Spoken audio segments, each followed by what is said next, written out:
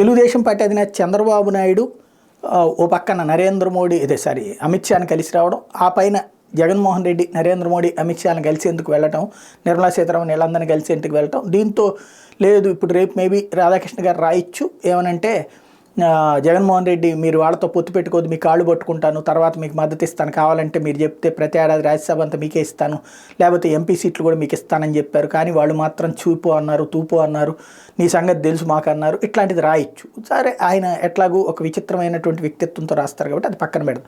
But ప్రాక్టికల్గా అయితే కనుక ఇవన్నీ చెప్తారు, ఏది పోలవరానికి సంబంధించినటువంటి శాంక్షన్ చేయమని, ఇట్లాంటి ఏవో ఒక 2 రకాల లెక్కలు చెప్పుకోవచ్చు. అది పక్కన పెడితే రాజకీయ చర్చ జరిగితే నా అంచనా మాత్రమే, ఇది జస్ట్ ఇది ఏమాత్రం ఇది కాదు, నా ఊహ అయితే మాత్రం, ఊహ లెక్క ప్రకారం అయితే మాత్రం మీరు పొత్తు పెట్టుకోకుండా ఉంటే భారతీయ జనతా పార్టీ బలం ఎంతో తెలుస్తుంది. భవిష్యత్తులో మీకు రేపు ఎన్నికల తర్వాతన మేము పూర్తి మద్దతు ఇస్తాం, ఈ 5 ఏళ్లలో ఎలాంటి రిస్క్ క్రియేట్ చేయలేదు, అంటే నరేంద్ర మోడీ గురించి ఒక్కసారి కూడా నెగిటివ్గా మాట్లాడలేదు జగన్మోహన్ రెడ్డి కానీ వైఎస్ఆర్ కాంగ్రెస్ పార్టీ కానీ. అమిత్ షా గురించి అమిత్ షా వచ్చి ఇక్కడ తీవ్ర స్థాయిలో విరుచుకుపడ్డా సరే ఏం మాట్లాడలేదు. ఈయన కింద ఉన్నటువంటి నాయకులతో 2-3 మాట్లాడిచ్చేసి అది కూడా ఎక్కువ కాకుండా జాగ్రత్త పడ్డారు.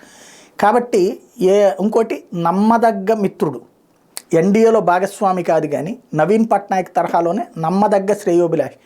కాబట్టి ఆఫ్టర్ ఎలక్షన్స్ మీకు పూర్తిగా మద్దతు ఇస్తాము అని చెప్పి ఉండాలి, లేదా ఆఫ్టర్ ఎలక్షన్స్ మీ ఎన్డీఏలో మేము కూడా కలుస్తాం అని చెప్పి ఉండాలి. అంతకు మించి ఇంకొక అవకాశం అంటే మీరు పొత్తు పెట్టుకోవద్దు అని చెప్తే ఈయన చెప్తే వాళ్ళు ఎందుకు వింటారు? ఎందుకంటే ఎన్డీఏలో బలోపేతం చేసుకోవాలనుకుంటారు, కానీ భవిష్యత్తులో ఉంటుంది కాబట్టి అన్నటువంటి కోణంలో ఉంటుందా ఏంటి అన్నటువంటిది రాజకీయంగా ఇదో పెద్ద చర్చకి వస్తుంది.